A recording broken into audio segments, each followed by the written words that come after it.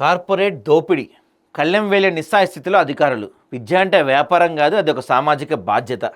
విద్య అంటే లాభాల సాధనం కాదు, దేశ భవిష్యత్తు. ఈ సత్యాన్ని ప్రభుత్వం, అధికారులు, విద్యా సంస్థలు గుర్తించాలి. లేకపోతే ఒక తరం మొత్తం మానసికంగా, సామాజికంగా నష్టపోయే ప్రమాదం ఉంది. 100% అండి. ఇది మన దగ్గర ప్రస్తుతం అత్యంత లాభసాటి వ్యాపారం, అత్యంత గిట్టుబాటు వ్యాపారం ఏదైనా అంటే అది స్కూల్స్ అడ్మిషన్. ఏదైనా సరే, స్కూలు, కాలేజ్, వాట్ ఎవర్, ఎడ్యుకేషన్కి సంబంధించింది ఏదైనా సరే దండుకుంటున్నారు కోట్ల కోట్లు. అనేక రకమైన, ఇప్పుడు ఒకటి కాదు రెండు కాదు, వీళ్ళు ఎన్నో వైలేషన్స్ చేస్తారు.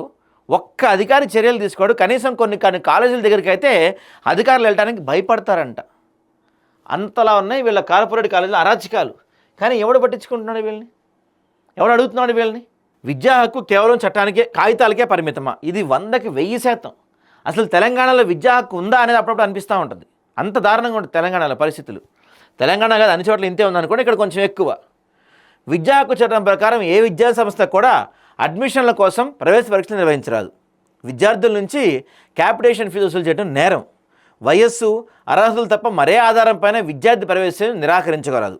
ఈ చట్టాన్ని ఉల్లంఘించిన సంస్థల గుర్తు రద్దింపు చేయటం, భారీ జరిమానాలు విధించడం వంటి అధికారాలు విద్యుత్ శాఖ, ఇంటర్ బోర్డుకు ఉన్నాయి. విద్యాశాఖ, ఇంటర్ బోర్డుకు ఉన్నాయి. కానీ వాస్తవం పరిశీలిస్తే భిన్నంగా జరుగుతుంది. అసలు ఈ చట్టం ఎక్కడా అమలు కావట్లేదు. చట్టాలు అమలు చేయాల్సిన అధికారులే విషయం తమ దృష్టిలో జరిగి బకాయిస్తూ తప్పుకుంటారు. మనం ఏదన్నా జరుగుతుంది సార్, దీనిపైన చర్యలు తీసుకోండి అంటే మా పరిధిలోకి రాదని ఒకడు అంటాడు.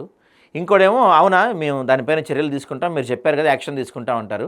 అక్కడికి వెళ్ళి డబ్బులు తీసుకొని వచ్చుకుంటారు. అంతే, అంతకుమించి ఏం చేయరు.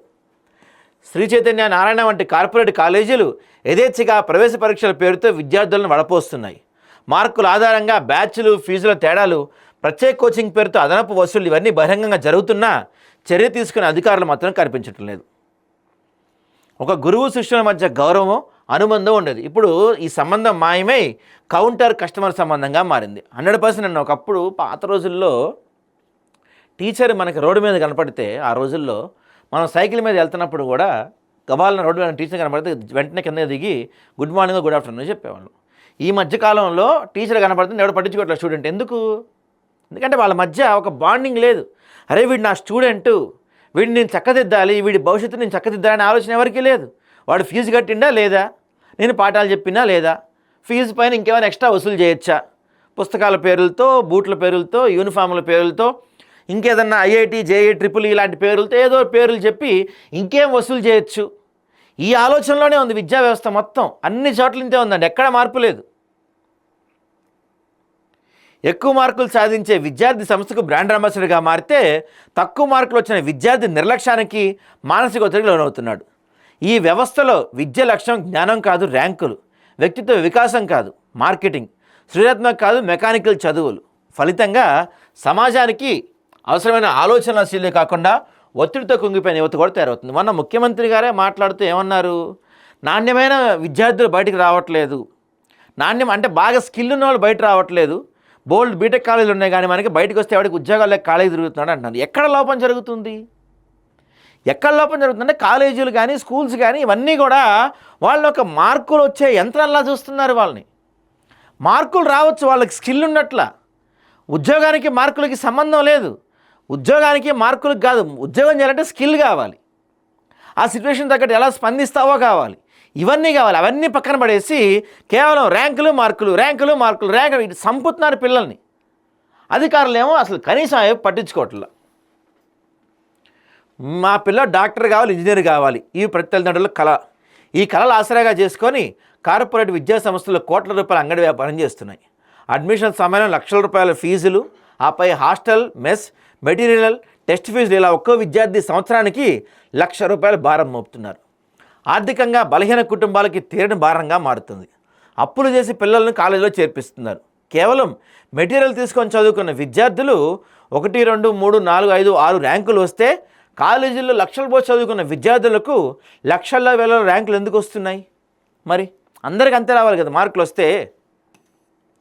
ఇంత బహిరంగంగా చట్టాల ఉల్లంఘన జరుగుతున్నా అధికారులు ఎందుకు చర్యలు తీసుకోవటం లేదు? ఇది నిర్లక్ష్యమా, లేక లోపాయకారి ఒప్పందమా, లేక అప్రకటిత అవగాహనల ఫలితమా? ప్రజల్లో ఈ ప్రశ్నలు తలెత్తున్నాయి. విద్యాశాఖ, ఇంటర్ బోర్డు అధికారులు కేవలం నోటీసులు జారీ చేయటం, సమావేశాలు పెట్టడం వరకే పరిమితం అవుతున్నారు. కానీ వ్యవస్థలో మార్పు తీసుకురావటం లేదు. ఇప్పటి వరకు అక్రమాలకు పాల్పడ్డ ఒక్క కాలేజీ గుర్తింపు రద్దు చేసిన చరిత్ర విద్యాశాఖ బోర్డులో లేదు. ఒక్క కార్పొరేట్ సంస్థపై గట్టి చర్యలు తీసుకున్న ఉదాహరణ కూడా ఆఖరికి విద్యార్థులు ఆత్మహత్యలు చేసి ఆ స్టూడెంట్ ఎవరో ఒక అతను చనిపోతూ నా చావుకు కారణం మా ప్రిన్సిపాలే అని చెప్పి లెటర్ రాసి చచ్చిపోయినా కూడా ఆ కాలేజీ పైన ఆ ప్రిన్సిపాల్ ఎటువంటి చర్యలు తీసుకోవాలి ఈ రోజు వరకు కూడా. ఎన్నో నిబంధనలు ఉల్లంఘిస్తూ ఉంటారు. ఈ రోజుకి చరిత్రలో ఒక్క చైతన్య కాలేజీని సీజ్ చేసినట్టు కానీ, ఒక్క నారాయణ కాలేజీని సీజ్ చేసినట్టు కానీ, వాటెవర్ ఏ కాలేజీనైనా సీజ్ చేసినట్టు వాళ్ళపైన చర్యలు తీసుకుంటే చరిత్రలో ఒక్కటన్నా ఉంది ఇంతవరకు?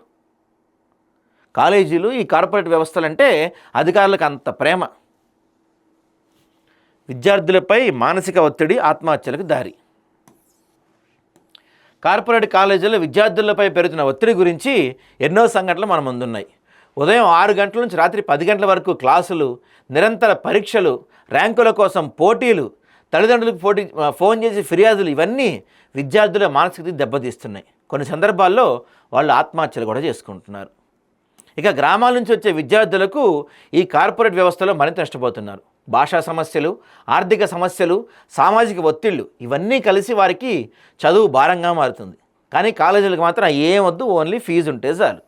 మరి మీడియా కూడా ఈ విషయంలో తన బాధ్యతను సరిగ్గా నిర్వర్తించాల్సిన అవసరం ఉంది. కొన్ని సందర్భాల్లో కార్పొరేట్ విద్యా సంస్థల ప్రకటన ఆదాయంపై ఆధారపడటం వల్ల వారి దోపిడీపై గట్టిగా మాట్లాడలేకపోతున్నాయనే విమర్శలు కూడా ఉన్నాయి. కానీ ప్రజాస్వామ్యంలో మీడియా 4వ స్తంభం. ప్రజల తరపున ప్రశ్నించాల్సిన బాధ్యత మీడియాపై ఉంది. మరి పరిష్కారం ఏంటి? కేవలం విమర్శలు సరిపోవు కదా, విద్యా హక్కు చట్టాన్ని కఠినంగా అమలు చేయాలి. అక్రమ అడ్మిషన్లు నిర్వహించే కాలేజీలకు గుర్తింపు వెంటనే రద్దు చేయాలి. క్యాపిటేషన్ ఫీజు వసూలు చేసిన సంస్థపై క్రిమినల్ కేసులు నమోదు చేయాలి. ఫీజుల నియంత్రణకు స్వతంత్ర రెగ్యులేటర్ బాడీ ఏర్పాటు చేయాలి. విద్యార్థుల మానసిక ఆరోగ్యానికి ఇంపార్టెన్స్ ఇవ్వాలి. ఇవన్నీ ఆడన్నా ఉన్నాయా? అసలు ఒక్క కాలేజీలో గ్రౌండ్ ఉందండి. ఇవాళ రేపు 2 బెడ్రూమ్స్లో 3 బెడ్రూమ్స్లో అపార్ట్మెంట్లో కాలేజీలు నడుస్తూ ఉన్నాయి. అసలు వాడికి పర్మిషన్ సెట్ ఇస్తానో అర్థం కావట్లేదు. విద్యార్థి అంటే లాభాల సాధనం కాదు, దేశ భవిష్యత్తు. ఈ సత్యాన్ని ప్రభుత్వం, అధికారులు, విద్యా సంస్థలు గుర్తించాలి. లేకపోతే ఒక తరం మొత్తం మానసికంగా, సామాజికంగా నష్టపోయే ప్రమాదం ఉంది.